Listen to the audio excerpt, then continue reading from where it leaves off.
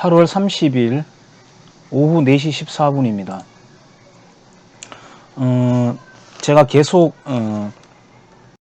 생각하고 서치하는 건 아닌데 신문을 보다 보니까 이영훈 교수님의 연구진이 펴낸 반일 종족주의에 대해서 이 좌우 할 것 없이 불편해하지만 특히나 좌익 진영에서 굉장히 미워 죽나 봅니다. 그래서 연일 작게 또는 누군가를 동원해서 계속 이제 공격을 해대고 있는데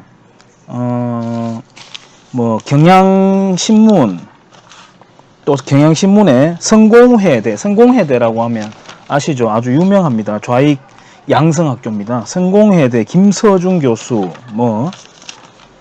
그 다음에 경향신문의 김광호 라고 하는 기자입니다. 이런 사람들의 어떤 공격은 어떤 거대한 코끼리에 대한 새총 같은 거라서 말할 필요가 없는 것 같고, 또 경향신문의 또 조운찬이라고 하는 논설위원 이런 사람들도 반일 종족주의와 같은 사이비 역사가 득세한다 이런 식으로 일단 좀 굉장히 감정을 앞세워서 감정이 느껴집니다. 미운 게. 그리고 한겨레 신문에서 지면을 꽤 많이 할애해가지고 자료를 이렇게 내가지고 그럴듯하게 냈던데 이미 구태한 자료입니다. 그런 자료들은. 그리고 이영훈 교수님의 자료 속에 수렴되어 버리는 또는 간단하게 반박되어 버리는 그런 자료들이라서 제 영상에는 굳이 언급할 필요가 없을 것 같고, 오늘 제가 짚고자 하는 거는 한국일보는 경향신문하고 거의 비슷합니다. 한국일보에 인터뷰를 했는데 이철우라고 하는 교수님이 있네요. 이철우라고 하는 교수님은 제가 해방 전후사의 재인식이라는 책을 봤지만 그다지 저는 주목하지 않았던 사람이라서 이름이 생소했는데 거기에 같이 집필지였는 모양입니다. 그렇다 보니까 한국일보에서 써먹으려고 그러는 건지 인터뷰를 했어요. 제목은 식민사관 퍼뜨리는 반일 종족주의 위험한 흥행 이렇게 해놨습니다. 이렇게 시작합니다. 내용은 저게 어떻게 1위야? 이제 누군가가 말을 했는 걸 코테이션을 땄습니다. 지난 20일 오후 서울 종로구 교보문고의 베스트셀러 코너 앞을 지나던 한 여성이 옆 사람에게 놀란 듯 묻는다. 저게 어떻게 1위야? 이렇게 놀란 듯 물었다고 합니다. 이제 시작부터 까고 들어가요. 일제 위안부 관로 성노예, 징용의 강제성 부정, 한국인 비하 등으로 사실상 친일 찬양 사상을 담은 이영훈 전 서울대 경제학과 교수 등의 저서 반일 종족주의가 당당하게 베스트셀러 1위자리에 놓여 있다. 거짓말로 시작합니다. 이영훈 교수진은 제가 매번 말하지만 친일 찬양을 한 적이 없습니다. 조국 전 청와대 민정수석이 구역질 나는 책이라고 비난하자 오히려 광고 효과를 얻으면서 극우 친일 진영뿐 아니라, 극우 친일 진영이라는 건 아마도 이 좌익들이 말하는 적폐, 그러니까 저 같은 사람, 자유민주주의를 옹호하고 또 태극기 집회를 나가는 사람들을 아마 이 사람들은 적폐, 극우, 친일 이렇게 규정하는 것 같습니다. 일반인에게까지 다가가는 양상이다. 호기심에 기인한 측면이 있다고 해도 이런 흥행은 일본이 원하는 식민사관 확산의 자양분이 될 수 있다는 우려가 나오고 있다. 그런 우려는 좌익 진영들만 하는 우려입니다. 그리고 제목에서도 반일 종족주의 위험한 흥행이라고 했는데 안 위험합니다. 문재인 씨도 국가보안법을 꼭 없애야 된다고 과거에도, 그걸 못 없앴는 게 이 후회로 남는, 가장 큰 후회로 남는다고 자기의 저서 그 운명에서 밝힌 바 있는데, 국가보안법 때문에 불안해하는 사람 없습니다. 저는 국가보안법 때문에 불편함을 느낄 적도 없고 우리 가족도 아무도 피해받은 사람도 없어요. 국가보안법 싫고 위험하다고 생각하고 불편한 사람이 있겠죠. 그것처럼 이 책에 대해서 위험하다거나 우려하는 사람 없습니다. 좌익들만 그럴 거예요. 낙성대 경제연구소라고 이렇게 나오는 낙성대 경제연구소는 좌우 진영 막론하고 연구하는 그런 연구소입니다. 여기서 말하듯이 뭐 극우이거나 친일스럽거나 그런 연구소가 아닙니다.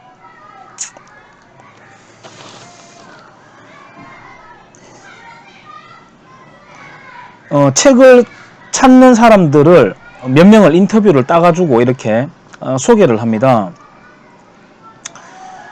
징용 문제도 한일협정으로 끝났다며 김영환 씨라는 사람은 일본 입장을 지지했고 일본이 잘못한 것은 맞지만 기분 나쁘더라도 국익을 위해서 참아야 하는데 한국이 너무 감성적이라고 했다. 김 씨는 일본이 원자폭탄을 맞았어도 미국과 친하게 지내듯이 일본이 한국보다 강대국이니 참아야 한다고 약육강식의 논리를 앞세웠다. 마치 힘 앞에 비굴하게 굴복해야 된다라는 식으로 이 인터뷰 딴 사람의 의도를 왜곡해가지고 합니다. 굉장히 질 나쁜 이 언론사라고 생각합니다. 기껏 인터뷰에 응해주니까 그 인터뷰 기사를 자기들 식으로 왜곡해가지고 이렇게 하는 거는 그 인터뷰 한 사람을 모욕하는 겁니다. 굉장히 악질적이네요. 보니까 이런 언론사하고는 인터뷰 자체를 하면 안 돼요. 인터뷰하면 잘못하면 편집하거나 자기들만으로 이렇게 갖다 붙여가지고 이렇게 하는 꼴을 한번 보세요. 그러니까 막상 이제 내용을 알면 제정신인 사람이면 책을 안 사고 좀 이상한 사람들이 산다 이런 식으로 지금 몰고 가는 거거든요. 그 다음 제목이 이렇습니다. 쿼테이션을 따가지고 선동 표현 가득한 해괴한 책이라고 합니다. 굉장히 사가지 없는 표현이죠. 저자들 스스로 학문적 목숨 끊었다. 야, 이 표현만으로 본다면 정말 칼로 난도질을 해버리는 그런 표현입니다. 이런 거는 이영훈과 해전사의 재인식 공동집필 이철우 교수도 반일 종족주의를 비판했다. 이렇게 이야기하고 있습니다. 해방 전후사의 재인식이라는 책은 해방 전후사의 인식이라고 하는 그 책에 대한 반박 그리고 백신 기능으로서 출간되었던 책입니다. 당연히 후자의 책이 훨씬 뛰어난 책이라고 저는 생각하고요. 해방 전후사의 인식은 제야 역사 교과서로 자리 잡았다 이렇게 되어 있는데 제야가 아니라 좌익들입니다. 좌익들에게 소스의 원천을 제공하는 책이 바로 해방 전후사의 인식이라는 책이고 그거에 대한 반대 급부로서 백신 역할을 하기 위해서 출간된 책이 해방 전후사의 재인식이라고 하는 책입니다.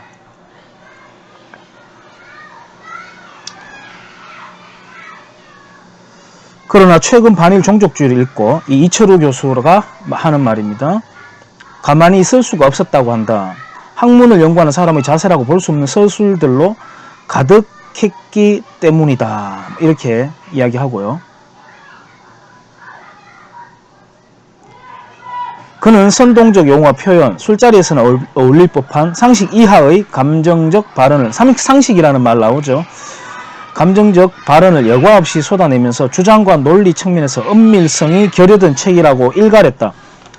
이철우 교수는 이영훈 전 교수는 역사 연구에서 정치성의 탈각을 주장하던 스스로의 신념을 어겼고 지적으로 매우 불성실한 모습을 보였다. 이 책의 반일 종족주의라는 책의 내용이 그리고 흐름이 어디에 정치색이 있다는 건지 그렇다고 한다면 만약에 정치색이 있다고 한다면 더불어민주당의 반대 진영인 자유한국당에서라도 이 책 출간에 대해서 환영을 해야 정치색이 있다는 주장이 맞는 말이겠죠. 근데 실상은 어떻습니까? 오히려 자유한국당 내에서도 일각에서도 자유한국 내에서도 논평이 없고 그 일각에서도 심지어는 이 책을 비난하는 주장이 있었을 뿐이지 그런데 이 현상을 두고 어떻게 정치색이 있다고 말을 합니까? 말이 안 되는 소리를 하는 거죠. 이 책에서는 일제식민지 시절 강제동원이 없었다고 주장한다. 아닙니다. 거짓말입니다. 징용이 있었습니다. 징용은 징용 그 자체 단어만으로 강제성을 띱니다. 근데 그 앞에 또 강제를 붙일 필요가 없을 뿐인데 강제 이렇게 붙이죠. 예를 들어 일제 강점기 이렇게 하는 것처럼 그냥 일제시대라고 해도 되는데 꼭 강자를 넣는 것처럼 이용 교수진에서도 강제 동원이 없었다는 말은 안 합니다.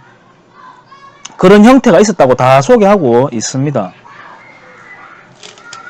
학자적 공분이 일어났다. 자기가 이렇게 화가 난 이유가 학자적 공분이 일어났다고 하는데 이영훈 교수야말로 대한민국이 왜곡되고 거짓된 어떤 지식이 퍼져 있는 것에 대해서 학자적으로 공분이 일어나서 이 책을 용감하게 써낸 것입니다. 조선에서는 1944년 국민징용령이 시작되었고 그 이전에 노동력을 동원하는 방식은 모집과 알선이었기 때문에 강제성이 없었다는 주장이다. 트럭에 태워 강제로 싣고 가는 연행이 없었다면 모두 자발적이었다는 것이다. 모두 자발적이라는 말은 없어요. 지적할 게 너무 많네요. 이 교수의 인터뷰는. 그러나 이는 국제적으로 공인된 인신매매의 개념에 정면으로 반하는 인식이다. 전 세계가 합의한 인신매매 개념을 무시하고 강제성이 없었다고 강변하고 있다. 전 세계가 합의한 인신매매 개념은 당시 조선에서의 징집과는 상황이 다릅니다. 말이 일제시대지 기분 나쁘게 생각할 것 없이요. 말이 일제시대지 실상은 그냥 일본이 된 것이었습니다. 그때 조선은 끝나버렸어요. 인정해야 됩니다.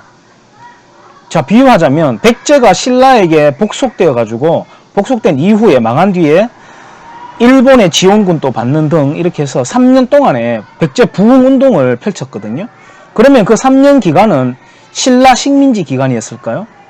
그리고 만약에 역사에 만약이란 가정을 달아서 백제 부흥운동이 성공을 해서 백제가 다시 복원됐으면 모를까? 그렇지 않다면은 조선이 연합군에 의해 해방된 결과론적 현상만을 두고 해방되기 전에 상황을 단정짓는 역사관이고 어리석고 단선적이고 감정적이라고 저는 생각합니다. 그리고 일제시대면 일제시대지 일제강점기라는 말, 아까 제가 말씀드렸듯이 일제강점기라는 말도 좀 더 강한 용어를 만들려고 표현하려고 의도된 어색함입니다. 북한 교과서에 강점기라는 말이 많이 나와요. 일제강점기라는 말.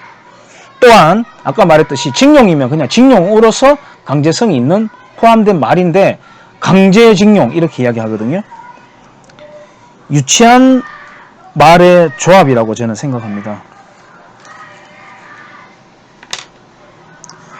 모집과 관알선을 통한 동원에서도 엄청난 폭력성이 수반됐다는 점을 강조한 일본 학자 연구도 있다.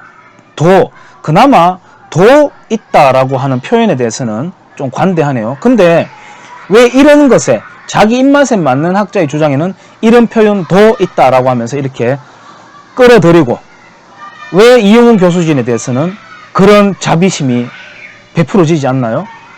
자기 듣고 싶은 거, 자기한테 색깔에 맞는 것만 이런 것도 있다라고 긍정적으로 소개하고 있습니다. 자신의 상식에 편안한 책이겠죠. 뭐 그런 것들이 연구가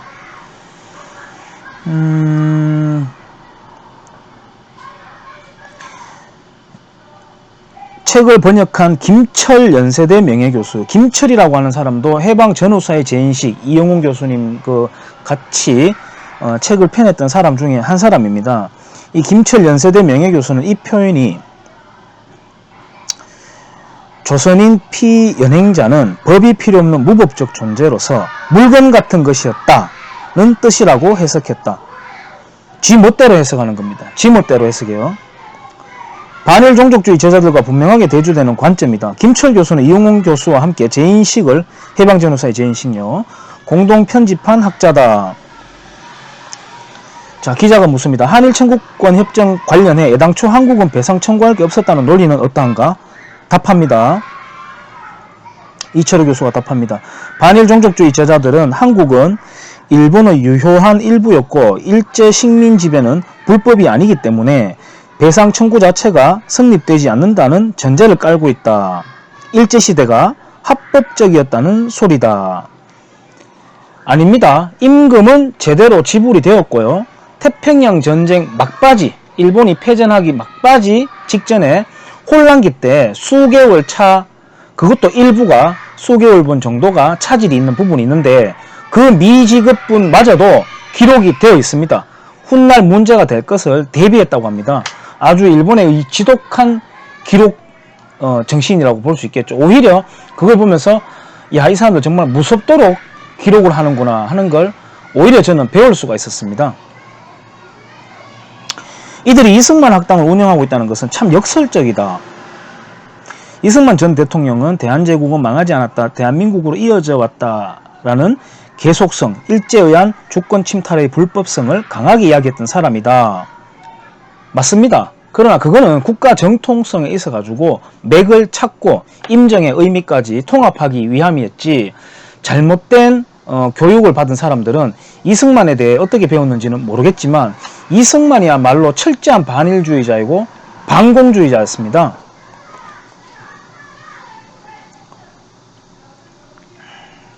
이런 역사관에 동조하는 사람들은 식민지배에 대한 사과와 배상이 유례가 없다고 말하는데 이는 사실과 다르다. 2008년 이탈리아는 식민지였던 리비아에 대해 사과와 배상을 수행했다. 맞습니다. 우리가 흔히 알고 있는 독일의 사과에 대해서 이렇게 막 칭찬하면서 말하는데, 여기 보면 매일경제신문 굉장히 순진할 때가 많아요. 독일의 진정한 과거사, 사과, 배상에 감사한다, 이런 제목으로 홀로코스트 생존자에게 추가 지원을 했다, 뭐 이렇게 있고 이런 기사가 있었는데, 흔히 알고 있는데 독일은 사과를 많이 하는데 잘했는데 왜 일본은 사과를 안 하느냐, 뭐 이렇게 이야기하잖아요. 독일은 홀로코스트에 대한 사죄, 그러니까 유태인에 대한 사과만 있었을 뿐입니다. 유태인이 어떤 존재입니까? 세계 금융과 외교 등에서 힘 있는 자리를 폭넓게 주무르는 사람들입니다. 만약에 유태인이 이렇게 강한 영향력이 없다 하더라도 독일이 사과를 할까요? 홀로코스트에 대해서? 아닐 가능성이 더 크다고 봅니다. 왜냐하면 독일은 자신들이 그 식민 통치했던 나미비아에 대해서는 사과하거나 보상하지 않았기 때문입니다.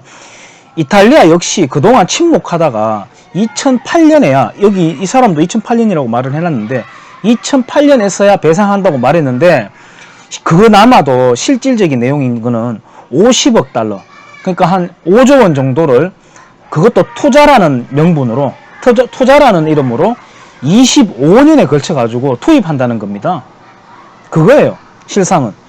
이렇듯 국제관계에 있어 가지고는 자비심보다는 국력이 얼마나 중요한가를 알 수 있는데, 그에 반해 오히려 일본은 이미 1965년에 무상 3억, 유상 2억, 상업 차관 1억, 총 6억 달러를 배상을 했어요. 그 금액의 크기는 잘 알려져 있다시피 당시 일본 외환 보유액의 절반에 해당되는 거액이었습니다. 그거를 노무현 정권 때 다시 또 받아내고, 그때 위원으로 활동한 게 바로 지금 실세인 문재인과 이해찬 씨입니다. 그리고 일본은 당시에 조선 내의 자국민 투자 자산도 모두 포기했습니다. 이런 거는 뻔한 내용이지만 제가 남겨봅니다. 그리고 일본은 총리급의 사과만 13번인가 14번을 했습니다.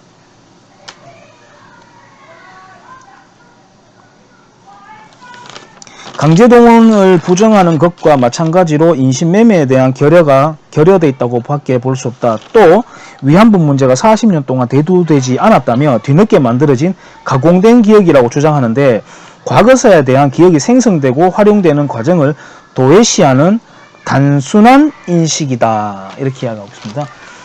이 그 반일 종족주의라는 책에서는 각종 시대별의 위안부, 즉 공창과 일본군 위안부로 구분해가지고 서술하고 있고, 자발적 매춘이라는 표현은 없습니다.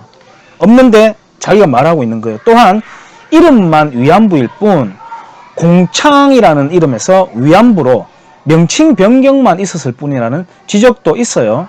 그리고 여자 정신대, 보통 국민들이 대부분 정신대와 위안부를 혼돈하는데, 여기서도 여자 정신대와 위안부를 혼돈하여 숫자가 부풀려졌습니다.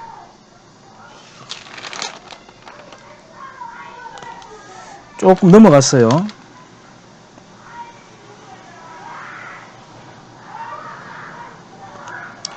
반일 종족주의 공동저자인 김낙년 교수와 주익중 박사는 제인식에서 해방전후사의 제인식에서 일제시대 경제적 근대화와 성장이 이루어졌음을 주장하면서도 그것이 일제지배를 정당화하는 것이 아님을 강조하고 있다. 맞습니다. 그러나 반일 종족주의에서는 이 같은 조심스러움은 사라졌습니다. 사라지지 않았습니다.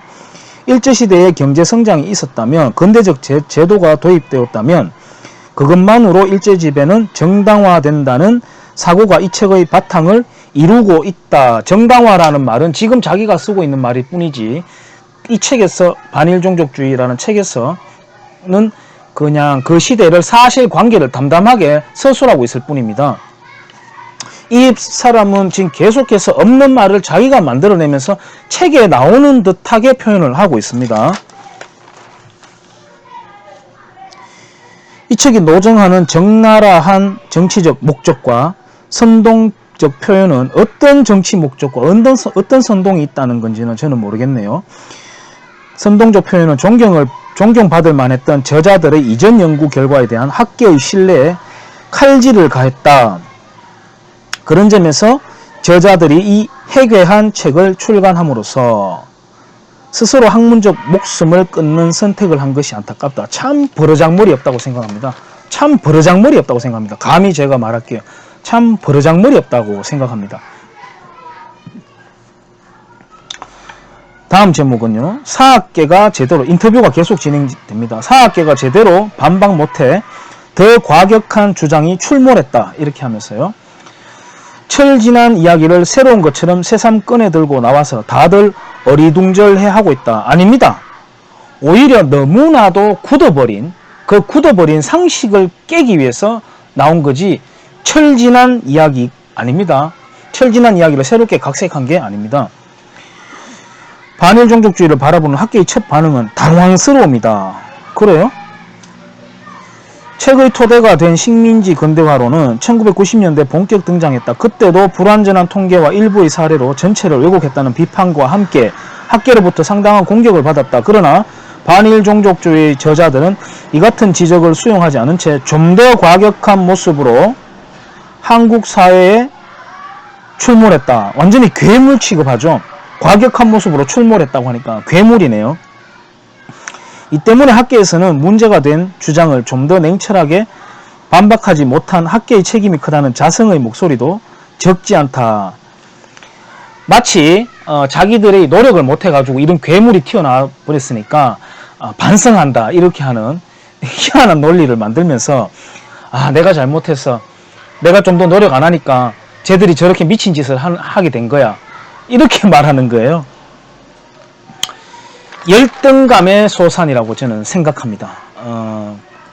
반박할 실력이 없기 때문에 어린애처럼 말 장난하면서 열등감의 소산이라고 저는 느껴집니다. 허수열 충남대 명예교수는 지난 20일 한국일보와의 통화에서 그때 더 철저하게 따졌어야 하는데, 그러니까 해방전후사의 제인식을 집필할 때 그때 더 철저하게 따졌어야 하는데 노력이 부족했던 것 같다고 탄식했다. 식민지 근대화론은 일제 식민지 기간 탈착취나 수탈을 당했다는 것은 허구이자 신화이며 오히려 그 기간의 경제발전과 근대화의 토대를 닦았다는 이론이다. 1987년 안병직 전 서울대 교수가 세우고 이용원 전 서울대 교수가 이끄는 낙성대 경제연구소는 식민지 근대화론을 만들어낸 산실이었다. 안병직 서울대 교수님과 이용훈 교수님이야말로 아주 골수 좌익에서 전향해서 지금까지 온 사람들이에요. 경제사 전공이었던 이들의 무기는 통계와 자료였지만 한국 사학계는 감정적 대응에 치우쳤다. 맞는 말입니다. 지금도 그렇고요. 그나마 과학적 반박에 나섰던 건 경제사 전공이었던 허 교수 정도였다. 그는 2005년 저서 개발 없는 개발에서 일제시기 경제개발이 있었다 하더라도 그 성장의 몫은 대다수 조선인이 아니라 일본인에게 돌아갔다고 지적했다. 주장일 뿐입니다. 그러나 혼자 힘으로는 역부족이었다. 경제사학계에서 이용훈 사단은 주류였고 반기를 들 수 있는 사람은 드물었다. 허 교수는 뒤를 잇는 연구자를 만들어낼 여건이 조성되기 어려운 구조였다고 아쉬워했다. 완전 반대로 말하고 있습니다. 이영훈 교수님은 오히려 기존의 기득 학계에 오히려 돌멩이를 던지고 있는 소수의 외로운 연구진입니다. 근데 이걸 완전히 바꿔서 말하는 거죠. 한국 사학계에선 역사 연구를 민족 아니면 친일로 재단하는 학계의 이분법적 태도가 근본적 문제였다는 지적이 나온다. 윤해동 한양대 비교 역사 문화연구소 교수는 식민지 근대화론도 분명 경청할 부분이 있었다. 하지만 친일 딱지를 붙여서 흑백 논리로 끌고 가다 보니 학문적 깊이가 있는 논의로 진척되지는 못했다고 평가했다. 뭐 맞는 말이네요. 2000년대 들어 탈민족주의, 탈근대주의 역사 이론의 부상으로 식민지 시대 생활사, 일상사, 사회문화사 연구가 두드러지면서 경제사에 대한 관심도 더 줄어들었다. 그렇다고 아예 성과가 없는 것은 아니다. 지난 2월 송규진 고려대 아세안문제연구소 교수는 조선 총독부 통계연부를 바탕으로 일제강점기 사회경제를 분석한 통계로 보는 일제강점기 사회경제사를 펴냈다. 표면적으로는 일제식민지배 시절 사회경제가 발전했다는 결론을 내릴 수 있지만 종합적, 심층적으로 보면 통계에 숨겨진 수탈과 차별이 드러난다고 그는 반박했다. 맞는 말이었고 끝에 대해서는 어느 정도 차별이 있다 하더라도 그 정도를 지적하면서 전체를 뒤집는 논리로 쓸 수는 없습니다. 그리고 논쟁의 주제는 아니지만 썩어 빠진 체제로 운영하다가 나라를 내줬는 조선 왕실을 비판하는 게 더 앞서야 한다고 생각합니다.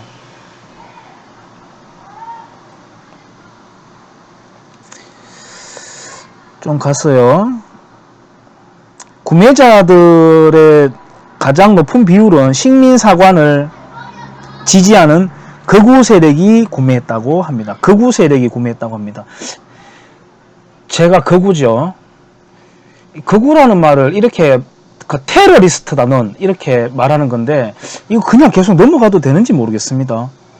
테러리스트들이 사봤다고 하는 거잖아요. 나도 테러리스트고. 굉장히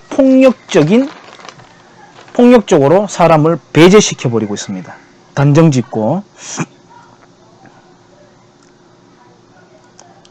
반일 종족주의는 이영훈 전 교수의 이전 저서보다 더 위험해졌다. 이들의 대중적 접근을 안이하게 받아들여서는 안 된다는 지적들이 나온다. 안이하게 받아들이면 안 된다. 쟤들 조심해야 돼 라고 하는 그런 지적들은 아마 한일 관계를 파탄내야 하는 것에, 그래서 한미일 삼각 동맹을 깨버려야 하는 것에, 그 미션에 차질이 생길 것을 우려하는 집단이거나 아니면은 한국 사회에 감정이 아니라 이성적인 학풍이 뿌리 내릴까봐 두려워한 자들이겠죠. 그렇지 않다면 이렇게 두려워할 필요가 없을 텐데요. 국가보안법이 없어져야 된다고 주장하면 오히려 역설적으로 그러면 네가 간첩질을 할 거냐? 경찰을 두렵다고 한다면 왜 네 도둑질 하려고 했어? 라고 하는 것과 똑같은 자기가 정글을 내린 것처럼 이런 표현들을 쓰고 있습니다. 제가 만드는 말이 아니라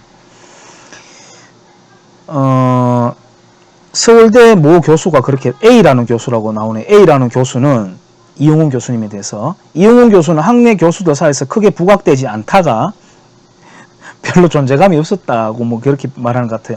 뉴라이트 안병직 교수와 함께 이름을 올리면서 조금씩 알려졌다. 서울대 A라는 교수는 이름을 왜 본명을 안 밝히죠? 용기도 없네요. 또 이름 밝히면 그 사람이야말로 저는 덮보잡이일 가능성이 높다고 생각합니다. 밖에서 곱지 않은 시선을 보내거나 공격을 받거나 하면 할수록 스스로의 이론을 더 강하게 무장하지 않았나 싶다 라고 말했대요. 내가 보기에는 이영훈 교수를 비판하는 소위 학자들이야말로 지식과 평가 수준이 경박해 보입니다. 역사학자인 심용환 성공회대 외래교수는, 성공회대 비판할 만도 한 학교죠. 외래교수는 이분들 뉴라이트 사학자들요, 갈로 쳐서 자기들은 뉴라이트라고 이제 규정을 합니다. 2000년대 초반까지는 학술 작업을 하다가 이후 국정교과서를 바꾸는 시도를 했으나 행정적으로만 이루어지다가 말아서 대중에게 내면화되지는 않았다며 베스트셀러는 보통 10만 부 이상 팔리는데 그 글을 읽고 내면화시키는 과정들이 진행된다는 뜻이라고 우려했다. 걱정을 많이 하고 있네요. 이 책에 대해서 그냥 약간 불편한 사람들은 모르겠지만 굉장히 우려하고 위험하다고 판단하는 사람들은 좌익이라고 보는 게 논리적으로 맞다고 봅니다. 이전 책들과 달리 대중이 읽기 쉽게 쓰인 점도 주목할 점이라고 말했다. 심 교수는 특히 조국 전 수석이 이 책을 언급한 것이 흥행에 결정적이었다며 패착을 지적했다. 그 패착이 아니고요. 조국 같은 사람에게는 이 책은 아주 미치도록 미운 책이었을 겁니다. 그러니까 도저히 참을 수 없이 그런 구역질 난다라는 표현을 하면서 커밍아웃을 해버린 거죠. 토해내버린 겁니다. 참지 못하고. 아마 그런 인간이 법무부 장관이 되면은 책을 출판 금지시키거나 아마 명예훼손으로 엮어보려고 아마 시도를 할 거라고 저는 생각합니다. 근본적 대책을 촉구하는 목소리도 있다. 김원웅 광복회장은 유럽 등지에서는 나치를 찬양하면 형법으로 처벌한다. 맞습니다. 우리는 그런 법이 없어서 독버섯처럼 퍼지고 있는데 이용훈 교수님이 나치 찬양자라고 이야기하는 거예요. 지금 친일 찬양 금지법을 만들어야 한다라고 말했대요. 이 광복회 회장이라고 하네요. 김원웅이라는 사람이라고 합니다. 이용훈 교수님이 친일을 찬양한 적은 없습니다. 일단은. 그리고 그에 앞서서 저는 근본적으로 광복회라는 조직에 대해서 유쾌하지 않습니다. 독립운동 유공에 대한 공적이야 존중합니다. 그렇지만은 미군을 비롯해서 연합군의 공로를 다 덮고 자기들을 상찬해주면 체면치레라도 우리도 애썼지만은 연합군이 아니었으면 해방은 어려웠다. 그러니까 우리의 공로보다는 연합군에게 우리가 공을 돌리자라고 하는 멘트 정도는 한 번 정도는 해야 되는데 그런 건 한 번도 한 적 없이 온몸으로 존경을 다 독차지하고 지금처럼 어떤 이런 때마다 이렇게 발언하는 걸 보면은 참 저는 못마땅합니다. 그리고 이용훈 교수진은 친일 찬양한 적이 없습니다. 다시 말하지만 유럽 이야기 나왔으니까 말인데 독일에서는 헌법수호청이라는 게 있어가지고 권력과 상관없이 헌법 위반을 하게 되면은 그 헌법 위반이 되었다고 포착이 되면은 수사를 합니다. 권력의 눈치를 보지 않고요.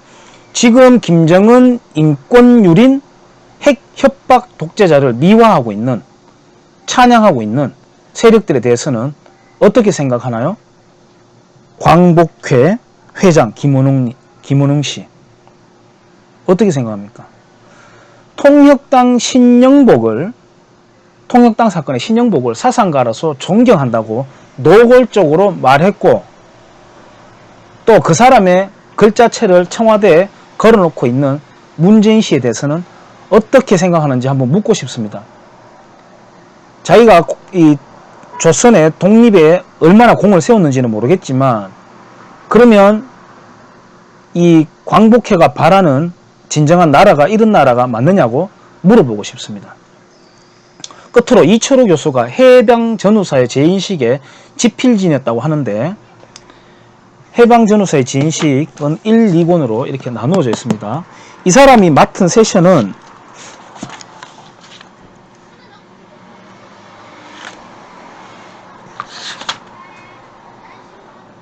일제와 법치와 권력입니다. 일제하에서의 법치와 권력입니다.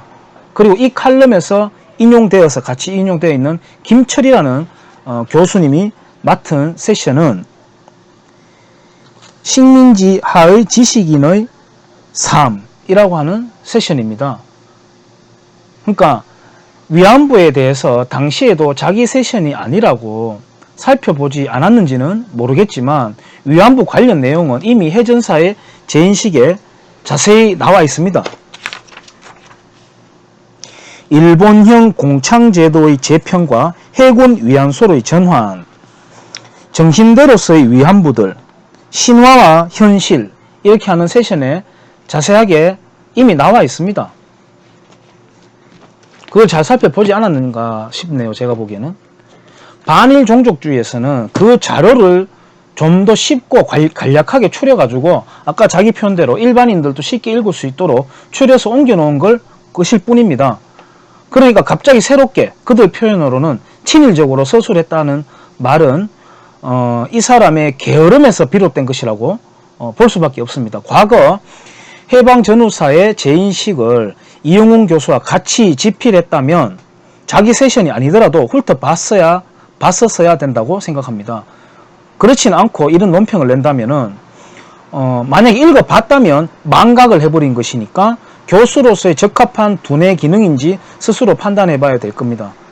아니면 노력하지 않았다면, 읽어보려고 노력을 하지 않았다면 게으른 것이니까요. 그 역시도 교수로서의 덕목에 비춰볼 때는 고려해 봐야 된다고 생각합니다. 반성할 부분이라고 생각합니다.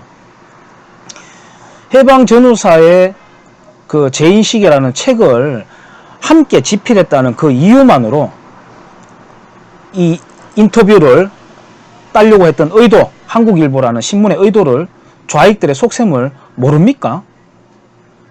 예전에 그렇게 함께 책을 냈던 사람들마저도 이용훈 교수의 이 책에 대해서 비판을 하고 있다라고 그런 논리로 써먹으려고 이런 인터뷰를 따낸다는 것을 진짜 모르나요? 아니면은 이철우 교수의 본인의 주체적인 판단으로 비판을 한 것이라 하더라도 좌익들은 그렇게 써먹는다는 것을 모릅니까? 대한민국의 좌익들 몰라요? 얼마나 끈질기고 사악한지.